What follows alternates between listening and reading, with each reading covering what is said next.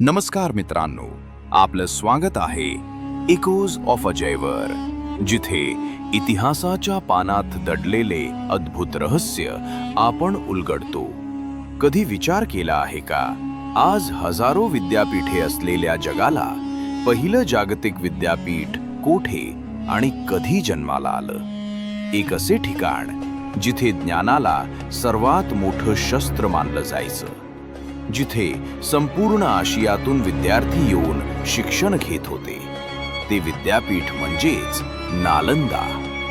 ईसाईच्या 5व्या शतकात बिहारच्या भूमीवर नालंदा विद्यापीठ उभं राहिलं.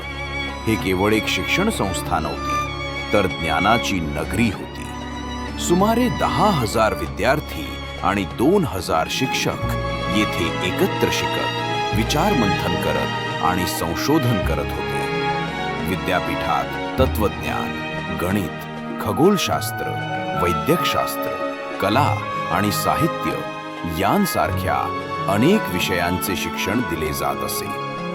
नालंदाचे वैभव इतके मोठे होते की चीन, कोरिया, तिबेट, मंगोलिया आणि मध्य आशियेतून विद्यार्थी येथे शिक्षण घेण्यासाठी येत. प्रसिद्ध चीनी प्रवासी ह्युएनसांग आणि ईत सिंग यांनी नालंदा विद्यापीठाचे वर्णन अत्यंत सुंदर आणि अद्भुत लिहिले आहे. ते सांगतात की इथे शेकडो शिक्षक आणि हजारो विद्यार्थी एकाच वेळेस ज्ञानाच्या शोधात मग्न असत. नालंदातील ग्रंथालयाचे नाव होते धर्मगुंज, ज्याला सत्याचा डोंगर म्हटले जायचे.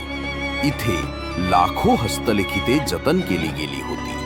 ग्रंथालय 9 मजली उंचीचे होते आणि त्यात विद्यार्थी आणि शिक्षक येथे औषधशास्त्र, तर्कशास्त्र, व्याकरण, गणित, खगोलशास्त्र आणि बौद्ध धर्मशास्त्र यांचा अभ्यास करत असत.